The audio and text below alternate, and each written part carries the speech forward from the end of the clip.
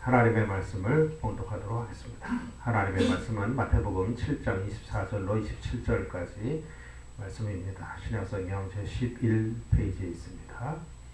마태복음 7장 24절부터 27절까지의 말씀입니다.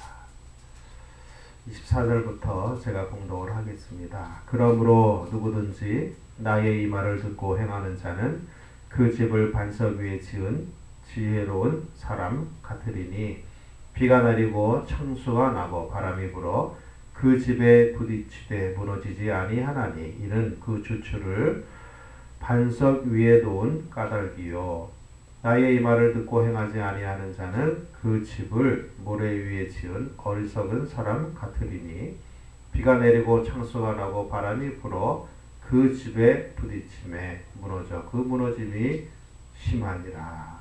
아멘. 열왕기상 2장에 보면 다윗의 유언이 나옵니다. 다윗이라고 하는 믿음의 사람은 우리가 잘 알죠. 이스라엘의 두 번째 왕이면서 아주 대단한 믿음의 사람입니다. 지금도 이스라엘에서 다윗 그러면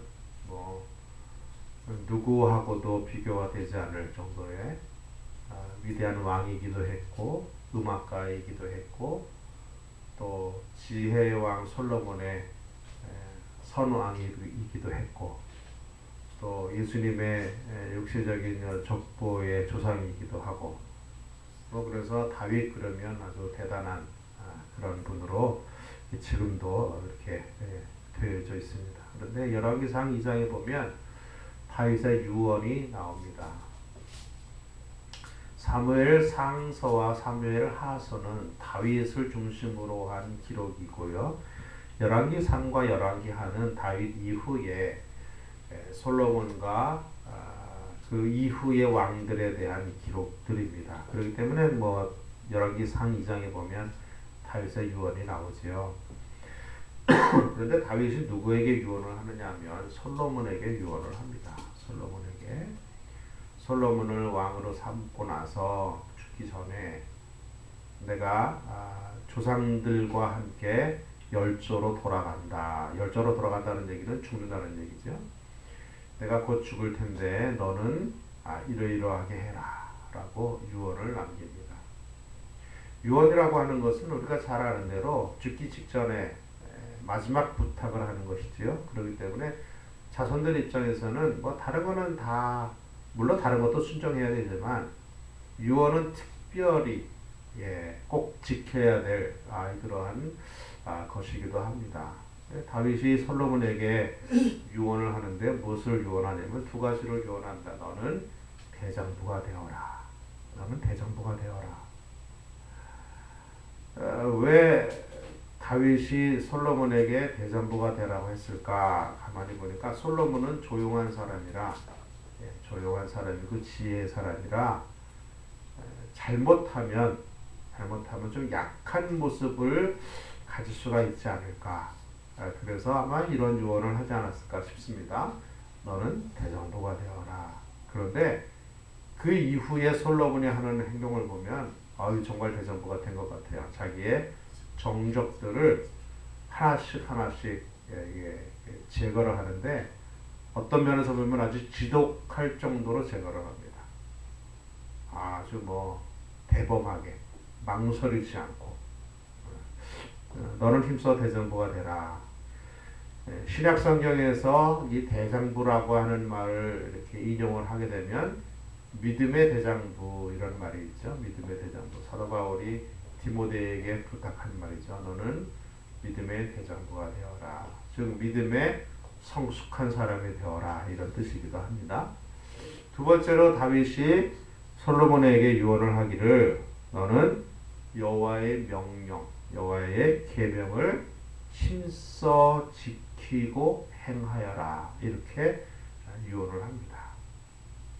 너는 하나님의 명령과 하나님의 계명을 힘써 지키고 준행하라. 그러면 너희 하나님께서 너의 왕위를 든든하게 하실 것이다. 이렇게 유언을 합니다. 근데 사실 솔로몬은 이 말씀을 온전하게 듣지를 못했습니다. 지혜가 너무 뛰어나서 그랬는지 어땠는지는 몰라도 그가 온전히 하나님을 쫓지 못하고 노년에 그 인간적인 방법을 동원해서 결혼 동맹을 얼마나 많이 맺었는지 그래서 이방의 여인들을 자기의 아내로 이렇게 들이면서 이방 여인이 섬기던 이방 신도 이스라엘에 같이 들어오는 그런 결과를 가졌습니다. 이방 신만 들어온다는 것은 이건 무슨 뜻이냐면요. 단순히 이방의 신, 이방의 그 어떤 형상 이것만 들어온다는 뜻이 아니고요. 이방 신이 들어온다는 뜻은 이방 신과 연결되어져 있는 온갖 나쁜 문화들, 온갖 그 악한 것들이 같이 들어온다는 뜻이에요.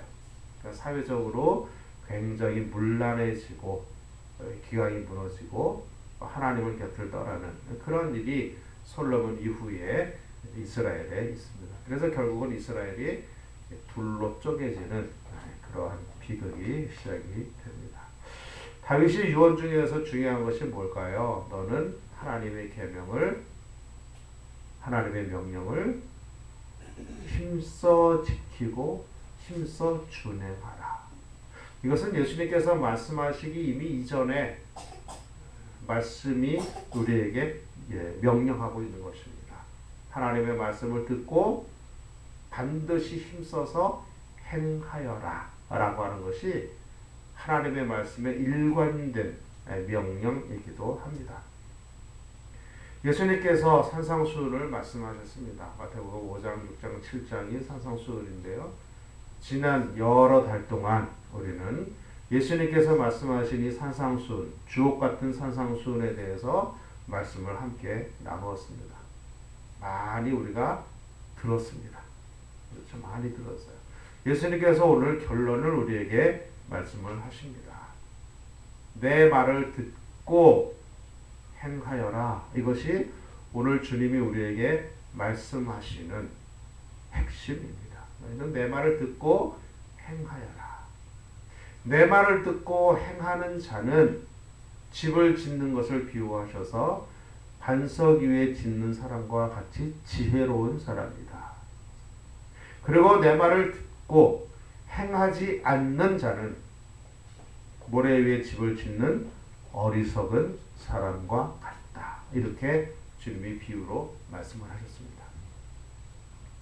당연히 우리는 집을 지으면 바위 위에 든든하게 짓죠. 그리고 바위가 없으면 어떻게 해요?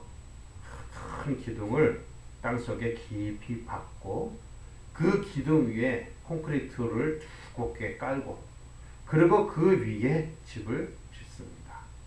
사실 모래 위에는 집을 지을 수가 없어요. 사실은. 그러니까 모래 위에 집을 짓는다는 것은 가상해서 예수님이 하신 말씀이지 실제로는 모래 위에는 집을 지을 수가 없습니다. 근데 모래 위에 집을 짓겠다 하는 사람은 뭐예요?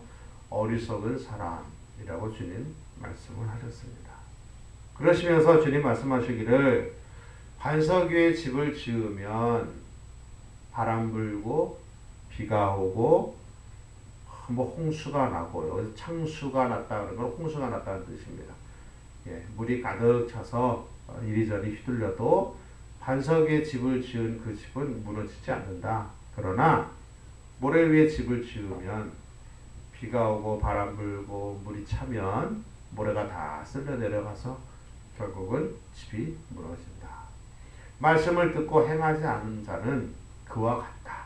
주님 그렇게 말씀을 하셨습니다. 반석 위에 집을 짓는 인생의 집을 짓는 것은 어떤 것일까요? 그것은 주님이 이미 우리에게 말씀하셨어요. 산상수훈 앞쪽에서 말씀하셨어요. 좁은 문으로 들어가는 것 그것이 반석 위에 인생을 집을 짓는 것입니다. 좁은 문으로 들어가는 것.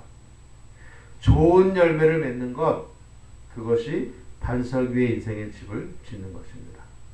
그리고 말씀을 듣고 행하는 것 그것이 반석 위에 인생의 집을 짓는 것입니다. 그러면 모래 위에 집을 짓는 것은 어떤 것일까요? 그것은 너무나 당연하지 않아요? 이게 반대겠죠. 모래 위에 인생을 집을 짓는 것은 넓은 문으로 들어가는 것입니다. 넓은 문. 네, 사람들이 많이 가는 넓은 문으로 들어가는 거, 네, 모래 위에 집을 짓는 것과 같다. 주님 그렇게 말씀하셨어요. 모래 위에 인생의 집을 짓는 것은 나쁜 열매를 맺는 것이다. 이렇게 또 말씀하셨습니다. 나쁜 열매를 맺는 것. 또 그것은 말씀을 듣기만 하고 행하지 않는 것, 그것이 모래 위에 인생의 집을 짓는 것이라 이렇게 말씀하셨어요. 예수님께서 이 말씀을 하시기 바로 직전에 뭐라고 말씀하셨어요? 나에게 주여 주여 하는 자마다 천국에 들어갈 자가 아니요 하늘에 계신 내 아버지의 뜻대로 행하는 자라야 비로소 천국에 들어가리라. 하나님의 말씀을 듣기만 하고 행하지 않는 자들, 즉 주여 주여 하는 자들, 가짜로 믿는 것들, 그것은 모래 위에 집을 짓는 것과 같다. 주님 그렇게 너무나 노골적으로 말씀을 하셨습니다. 그러면 이 말씀의 핵심이 뭘까요? 넓은 문으로 들어가는 것과 좁은 문으로 들어가는 것, 나쁜 열매를 맺는 것과 좋은 열매를 맺는 것, 말씀을 듣고 행하지 않는 것과 말씀을 듣고 행하는 것, 이것의 공통적인 것이 무엇일까요? 또 과연 무엇을 말씀하시고 싶으셔서 주님이 우리에게 이렇게 계속 이런 말씀을 계속 반복해서 말씀을 하실까요? 마태복음 5장 1절에 보니까 예수님이 산에 올라가 앉으셔서 제자들이 나왔을 때에 말씀을 하셨어요. 그런 것을 길게 설교를 하셨어요. 그리고 나서 지금 마무리를 하시는데 어떻게 마무리를 하세요? 나의 이 말을 듣고, 들었습니다. 들은 상태예요. 내 말을 듣고, 제자들에게 주님 말씀하신 것이죠. 내 말을 듣고 지금 들은 겁니다. 지금까지 내가 이렇게 쭉 얘기한 것을 너희가 들었다. 그런데 들었으면 어떻게 해요? 행하여야 한다. 행하여야 한다. 행하는 것까지 해야 그것이 지혜로운 사람이다. 이런 거죠. 듣기만 하고 행하지 않는 것, 그것은 어리석은 사람이다. 주님 그렇게 말씀하신 것이죠. 그러니까 믿음의 마침표는 어디에 있느냐 하면 행하는 것에 있습니다. 믿음의 마침표는 행하는 것에 있어요. 주님이 이렇게 말씀하신 것의 가장 핵심은 뭐냐면 삶의 문제를 말씀하고 계십니다. 삶의 문제. 행함의 문제, 삶의 문제를 우리에게 도전을 하고 계시는 것입니다. 사랑하는 성도 여러분, 먼저 축복합니다. 우리가 말씀을 통해서, 예배를 통해서 하나님의 말씀, 예수님의 말씀을 우리가 많이 듣습니다. 들어요. 많이 듣습니다. 그런데 중요한 것은 듣기만 하고 행하지 않으면 믿음이 아니다 라고 하는 것입니다. 우리가 들었으면 마음에 믿음이 생기고, 마음에 믿음이 생겼으면 그것이 손과 발로 행동화되어야 거기까지가 믿음이라고 하는 것이에요. 거기까지가 믿음이라고 하는 거예요. 마음으로 믿어 의에 이르고 입으로 시인하여 구원에 이른다. 사도 바울이 로마서에서 우리에게 이렇게 말을 했는데요. 마음으로 믿어 의에 이르고, 그것은 말씀을 듣고 고백하는 것입니다. 주님, 제가 죄인입니다. 고백하고 주님 내 삶에 들어와 주십시오. 내가 주님의 말씀대로 준행하며 살겠습니다. 라고 나아가는 것이에요. 입으로 시인한다. 그래야 구원에 이른다. 이 말씀은 무슨 말씀인지 아세요? 지금 우리처럼 이렇게 편안하게 앉아서 입으로 시인하는 거, 예수님은 나의 구주이십니다. 라고 고백하는 것을 얘기하는 것이 아니에요. 사도 바울이 그 말을 할 때는요, 상황이 어땠냐면, 입으로 시인한다. 예수님은 하나님의 아들이시고 나를 구원하시는 구세주이십니다. 라고 하는 고백을 하는 것은요, 목숨을 걸고 하는 것이었어요. 우리처럼 이렇게 편안하게 앉아서 하는 것이 아니고, 당시에 사도 바울이 그렇게 말할 때, 마음으로 믿어 의에 이르고 입으로 시인하여 구원에 이른다 라고 말할 때 그 입으로 시인한다 라고 하는 그 때는요, 목숨을 걸고 입으로 시인할 수밖에 없는 상황이었어요. 왜요? 황제 숭배가 공견언하게 강요되던 때였기 때문에 내가 하나님을 믿고 예수님을 하나님의 아들로 믿고 나의 구세주로 믿습니다 라고 하는 고백은 곧 나는 황제 숭배를 하지 않겠습니다 라고 하는 말과 같은 말입니다. 그래서 예수를 고백하는 사람들을 무자비하게 박해하던 시대가 바로 그 시대였어요. 그러니까 입으로 고백한다, 입으로 시인한다 라고 하는 것은 행동화되지 않으면 안 되는 것이었어요. 행동화되지 않으면. 그러니까 사도 바울이 말하는 마음으로 믿어 의에 이르고 입으로 시인하여 구원에 이른다 하는 그 말은 단순히 우리가 예수님은 하나님의 아들이십니다, 편안하게 앉아서 입으로 이렇게 읊조리는 차원이 아니고 그의 전 삶을 들여서 말씀대로 살고자 하는, 말씀대로 사는 행동화된 것이 전제되지 않고는 입으로 시인할 수가 없었던 겁니다. 그러니까 같은 말이에요. 같은 말이에요. 그런데 한국교회는 죄송스럽게도 마음으로 믿어 의에 이르는 것에는 강한데 입으로 시인하는 것, 즉 행동화되는 것에는 다소 약한 모습을 보이고 있습니다. 그것은 삶의 문제입니다. 예수님은 우리에게 이것을 지금 도전하고 계십니다. 고백과 실천의 문제가 바로 그것이죠. 그것이 듣고 행하는 문제입니다. 바른 신앙인가? 세상적인 삶은 아닌가? 우리를 끊임없이 돌아보고 우리의 삶을 하나님 앞에 반추해서 내가 과연 믿음대로 살고 있는지에 대해서 날마다 고민하고 날마다 묵상하고 날마다 갈등하는 것, 그래야 마음이 애통이 있고 그래야 마음이 가난해지고 그래야 마음이 온유해지는 것이에요. 그렇지 않으면 그렇게 우리가 치열하게 믿음으로 하나님 앞에서 서고자 하는 그 몸부림이 없으면, 삶의 문제가 우리에게 없으면 그냥 듣기만 하는 상태예요. 그것이. 듣기만 하는 상태 가지고는 온전한 믿음으로 마침표 찍을 수가 없다라고 하는 말씀입니다. 기복주의라는 것이 뭐예요? 예수 믿으면 교회 나가면 복 받는다라고 하는 것이 기복주의입니다. 예, 예수 믿으면 복은 받습니다. 그러나 그것이 반드시 물질적인 복을 의미하는 것은 아니에요. 물론 하나님께서 복을 주셔서 물질적으로 풍요할 수도 있어요. 그러나 때때로 예수를 잘 믿고 정말 믿음대로 삶에도 불구하고 참 어렵게 사는 믿음의 사람들이 주변에 종종 있습니다. 그런데 어떤 사람들은 그런 얘기하죠. 가난하거나 뭐 아프거나 뭐 어려움을 당하면 제대로 안 믿어서 그래, 이렇게 말을 합니다. 기복주의예요. 번영주의가 뭐예요? 예수 믿으면 잘 돼. 예수 믿으면 잘 돼. 예수 믿으면 인생이 꼬이지 않아. 이것이 번영주의입니다. 예수 믿으면 풍성해져. 네, 맞아요. 예수 믿으면 잘 되고 예수 믿으면 풍성해질 수도 있어요. 그러나 반드시 그렇게 되는 것은 아니에요. 예수를 잘 믿음에도 불구하고 인생에 하는 일마다 꼬이는 사람이 있어요. 그러면 그 사람 보고 우리는 얘기합니다. 우리는 아니죠. 어떤 사람들은 얘기합니다. 예수를 제대로 못 믿어서 그래. 잘 믿어봐. 인생 풀려. 반드시 그러거든. 하나님께서 우리에게 번영하기 위해서 예수 믿게 하지 않으신다는 것이에요. 오히려 복 많이 받고 부자들 예수 믿지 않는 사람이 더 많습니다. 더 많아요. 성공주의가 뭐예요?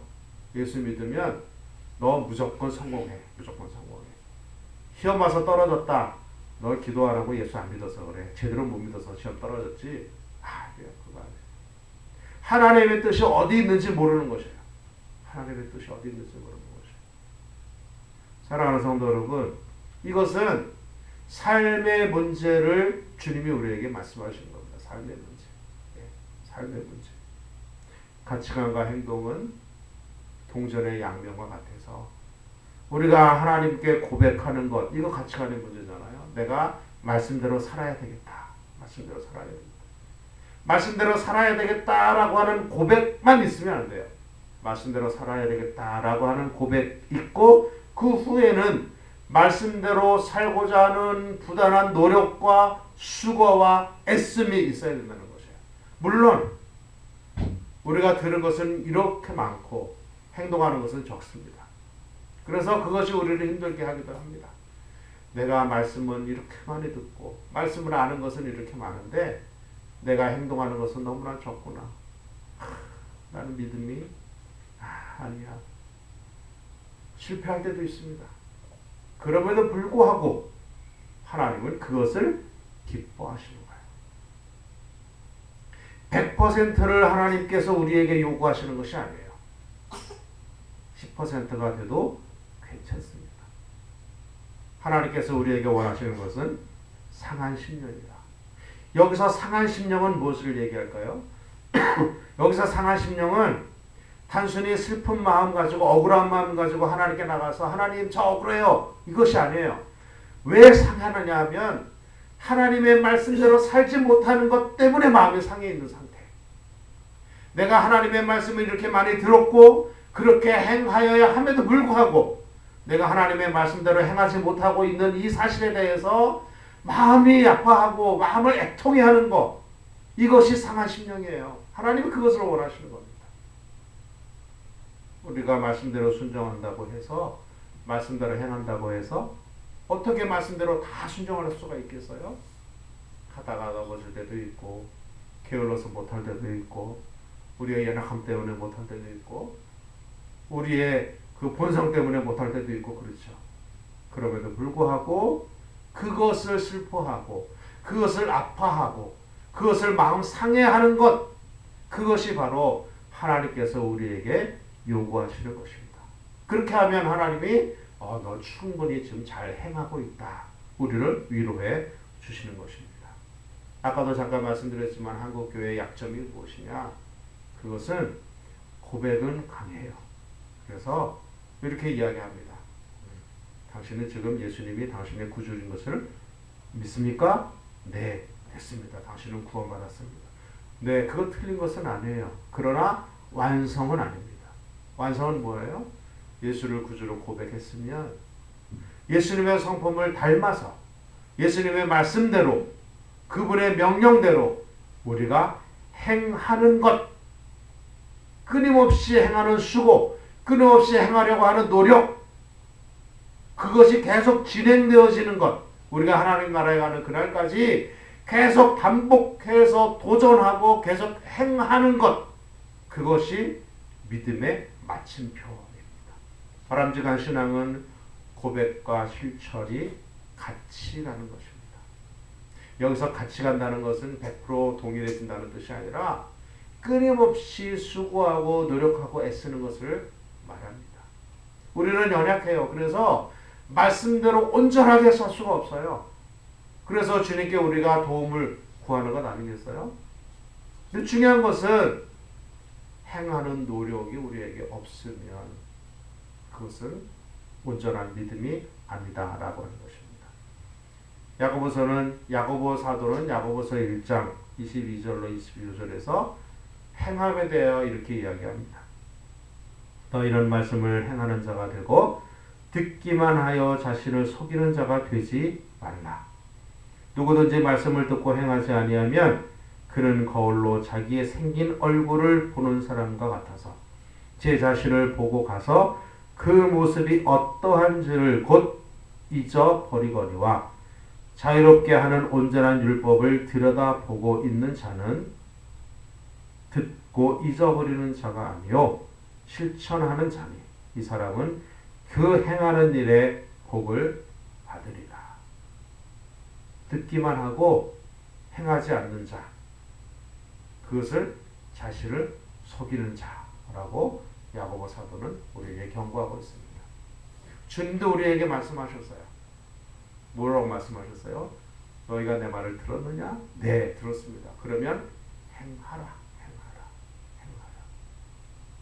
어떤 젊은 부자가 예수님께 와서 이렇게 말했습니다. 예수님, 제가 어떻게 해야 영생을 얻겠습니까?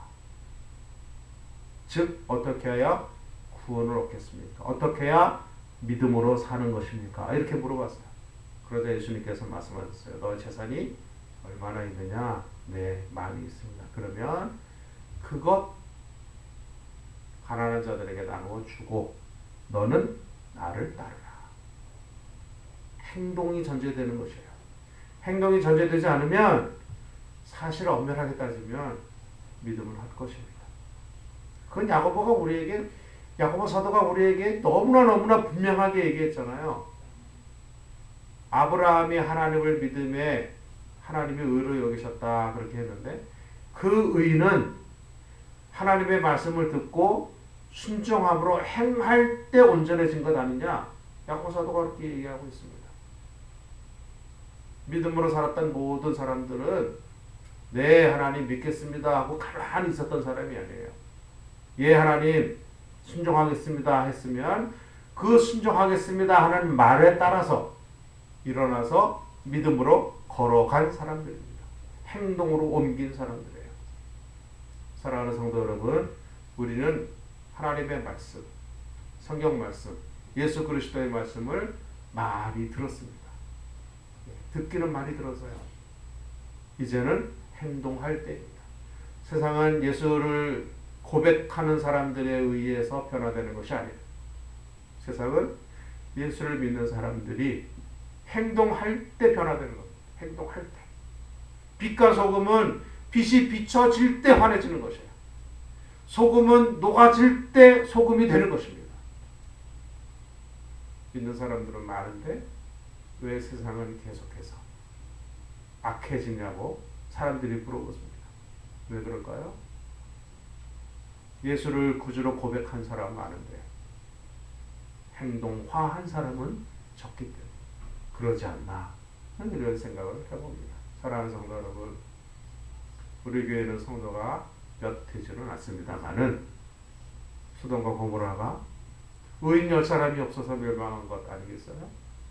이러니 마크 조건을 떠나서 우리가 얼마나 하나님 앞에 온전한 사람이 되는가, 얼마나 우리가 말씀대로 순종하려고 애쓰는가, 얼마나 우리가 말씀대로 행동하려고 수고하고 애쓰는가, 마음 상해하는가, 이것이 교회의 본질을 가르는 것이라 저는 이렇게 생각을 합니다. 권면하기는 들은 대로 행하는 저와 우리 모두가 되시기를 주의 이름으로 축복합니다. 들은 만큼 행하고 들은 만큼 행하다가 그렇게 못할 때 마음 상해하고 하나님 앞에 나가서 울며 하나님, 제가 이렇게 연약해서 말씀대로 행하지 못합니다. 저에게 힘을 좀 주시옵소서. 에너지를 좀 주시옵소서. 하나님께 나가는 그 상한 마음, 하나님 그거 보신다고 말씀하셨어요. 행함이 부족하다고 좌절하지 말고 계속 도전하고 그래서 행동하는 그리스도인으로 우리가 새롭게 되어서 세상을 변화시키고 주변을 변화시키는, 가정을 변화시키는 능력의 성도들이 되시기를 주의 이름으로 축복합니다. 기도하겠습니다. 하나님, 말씀해 주셔서 감사합니다. 비옵기는 듣기만 하고 행동하지 않는, 자신을 속이는 자가 되지 아니하고 주님 말씀을 들은 대로 부족하지만 열심히 행하고자 하는 수고와 노력과 애씀이 우리 가운데 있게 하시고, 말씀대로 살지 못함으로 인하여 마음 상해하고 힘들어하고 아파하는, 하나님 보시기에 상한 심령으로 살아가는 하나님의 사람들 되게 하여 주시옵소서. 예수님의 이름으로 간절히 기도하옵나이다. 아멘.